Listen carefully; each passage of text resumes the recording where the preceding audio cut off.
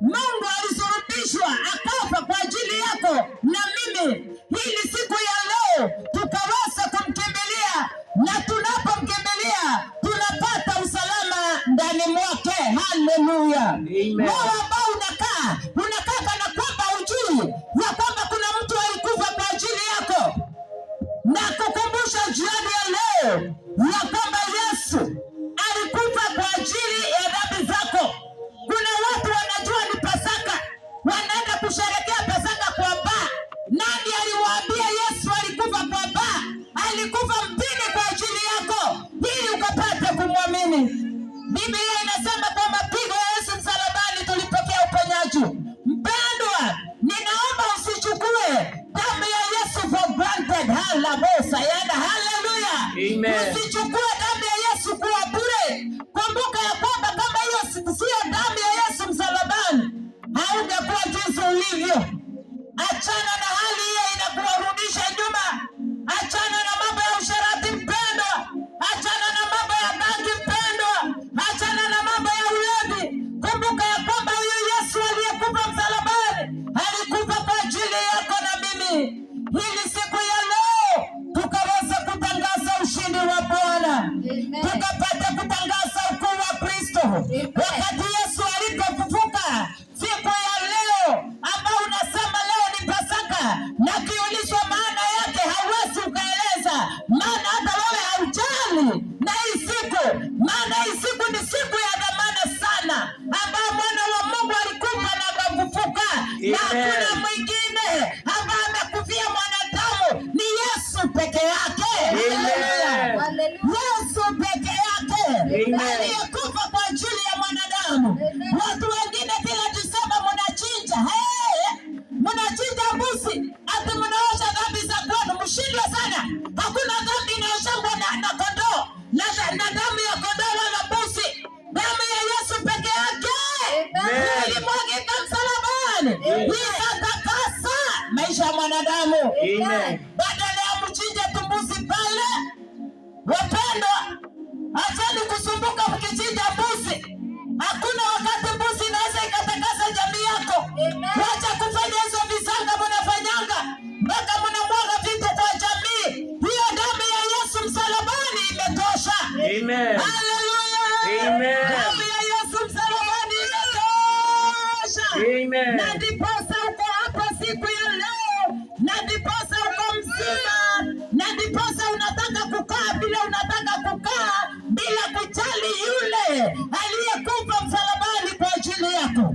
Nakwambia mpendwa, siku inakuja ambao utatafuta Mungu. Wakati muda wa kutafuta Mungu utakuwa umepita kwako. Mungu mwenyewe anatuambia katika Isaia 55:6 ya kwamba tumtafute madamu anapatikana. Anasema tumwite madamu yu karibu.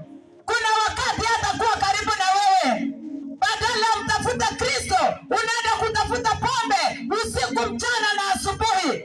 Maana hata kipimo ya pombe hauna, unataka kulewa uharibike akili. Bwana, unaharibu akili zako mpendwa. Haleluya! Wacha ukalewa na Roho Mtakatifu, wacha kulewa na pombe. Anasema mtu mbaya na ache njia yake. Mtu mbaya ache njia zake mbaya. Makahaba waache ukahaba. Walevi waachane na ulevi. Wachawi waachane na uchawi. Wailuminati waachane na dhambi za Iluminati za kurikataya mayando watu wa Mungu. Siku ya leo ninawatangazia neno la Mungu linasema mtu mbaya na ache njia yake mbaya, maana kuna siku utaulizwa mioyo ya watu. Wewe ambao umetendea watu wa Mungu kinyume, kuna siku inakuja ambao utaulizwa mioyo ya watu. Sijui utajibu nini, because you are not responsible for any man's soul on earth. Hallelujah. Only Jesus is responsible for your life. No man is responsible for any man's life. Labda wewe ambao umewapotosha watu wa Mungu, utapeana majibu siku yake Yesu kurudi. Maana utaulizwa Amen. Ni wakati wetu wa mtu kumtafuta Mungu kivyake.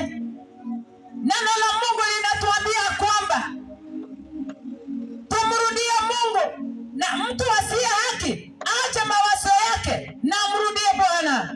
Mungu anataka tumrudie, tuache kusema ati Yesu alikufa msalabani. Wacha kuimba wimbo wa Pasaka na ujui Pasaka ni kusema nini. Wacha kubeba hizi miti mnabeba barabarani, na ukiulizwa unabeba ya nini hata ujui. Tambua Yesu aliyesulubishwa msalabani kwanza. Haleluya. Amen. Utakapomtambua Yesu, bebana na miti, bebana na chochote unabebana nayo. As long as umemtambua Yesu ya kwamba alikufa msalabani kwa ajili yako. Yesu hatambuliki kwa kubeba vitu, anatambulika kutoka kwa moyo wako. Mbebe kutoka kilindini cha moyo wako, ukatende mema, naye akakufurahie, akakupa uzima wa milele. Amen. Anasema ya kwamba naye atamrehemu. Mungu atarehemu watu wanapomrudia, na arejee kwa Mungu wetu, naye atawasamehe kabisa. Kuna msamaha katika toba. Amen. Watu wanapomrudia Mungu, Mungu anawasamehe watu, Mungu anawatakasa watu, Mungu anawakomboa watu wake kutoka kwa roho za ulevi, kutoka kwa roho za chuki, kutoka kwa roho za wivu, kutoka kwa roho ya wanawake kuacha waume wanatafuta wengine. Amen. Na watangazia mwanaume ni mwanaume, wacha kutamani mume wenyewe kwa sababu wako na pesa.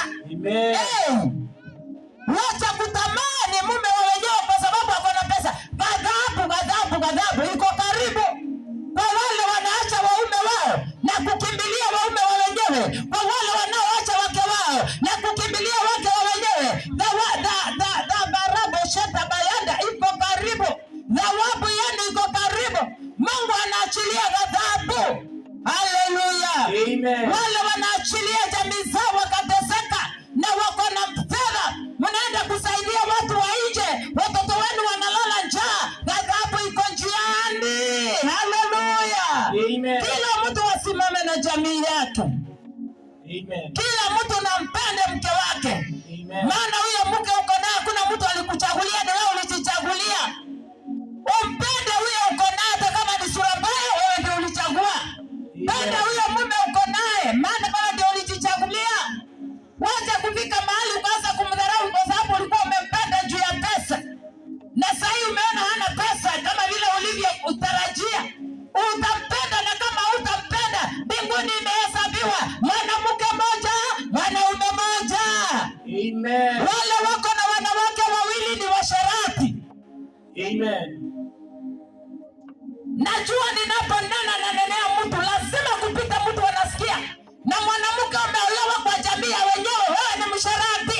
Toroka kwa jamii ya wenyewe. Amen. Nenda ukatafuta mume wako, waume ni wengi. Amen. Unaenda kukaa matako miwili kwa boma ya wenyewe, na unajua kabisa ni kwa wenyewe. Tafuta mume wako, tafuta mume ambao ni wako, tafuta babu lako mahali yuko. Amen. Achana na wa wenyewe kwa jina la Yesu. Amen. Wale waume mko na tamaa wake wawili, uchukua mke wako wa kwanza. Huyo wa kwanza ndio wako, huyu wa pili unadanganya. Wacha kunyang'anyana wake wa wenyewe. Amen. Haleluya. Amen. Watu wa tamaa, acheni tamaa. Watu wa tamaa, acheni tamaa. Maana ghadhabu ya Jehova inakuja kwanza kumaliza watu wa tamaa. Amen. Watu wamekaa kama visi. Visi ikisikia harufu pande hii, Mungu mmoja iko pande hii, Mungu mwingine iko pande hii, mpaka inararukia katikati, sababu hata haijui iende wapi kwa sababu ya tamaa. Simama kwa miguu miwili mahali pamoja. Amen. Haleluya. Amen. Maana Yesu yuko karibu kurudi. Zamani tulikuwa na mtu ambaye aliitwa Wabu wa Wero.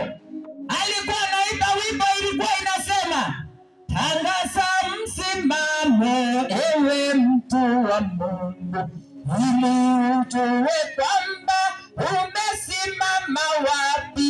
Ni kwa Mungu ama unamtumikia nani? Tangaza msimamo ueleweke vyema. Ni kutangaza msimamo.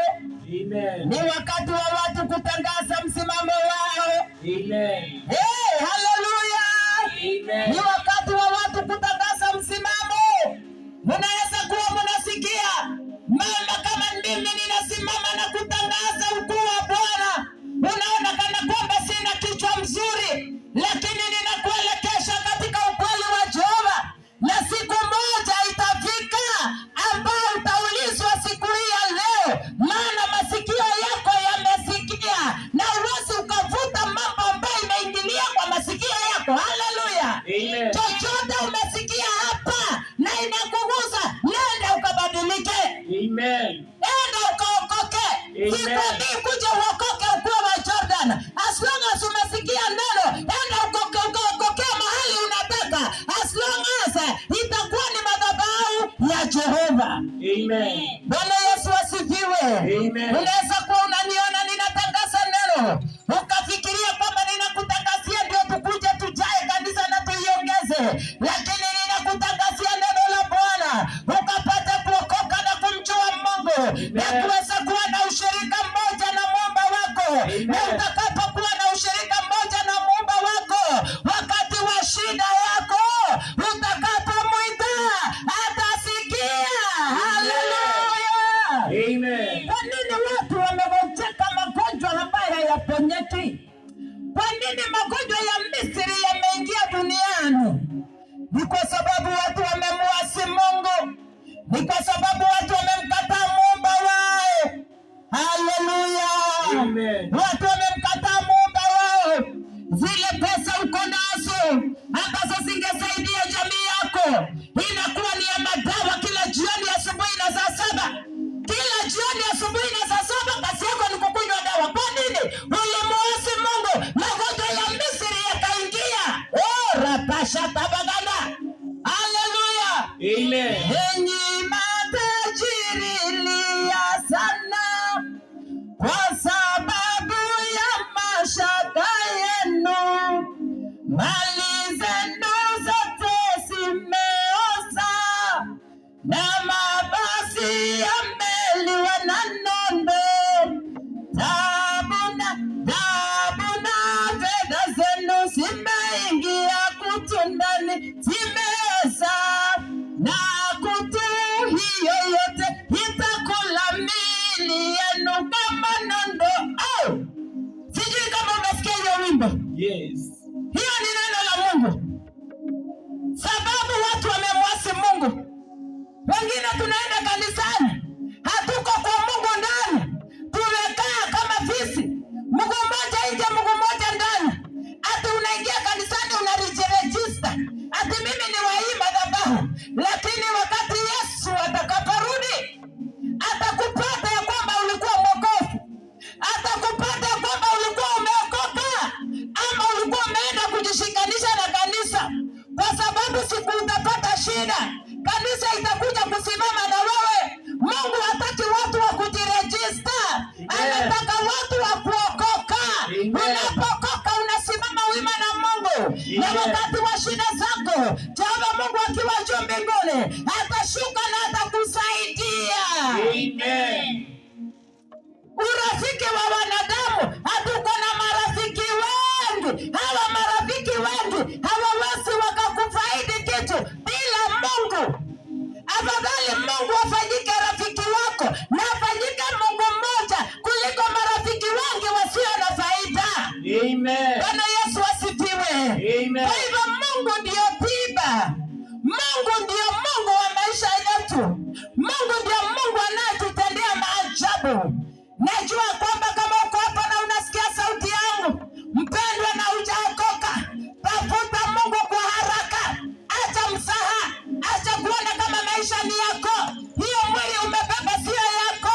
Hiyo mwili itakuwa mchanga, na roho, Mungu anahitaji roho yako. Haleluya. Amen. Mungu anahitaji roho yako. Acha kujidai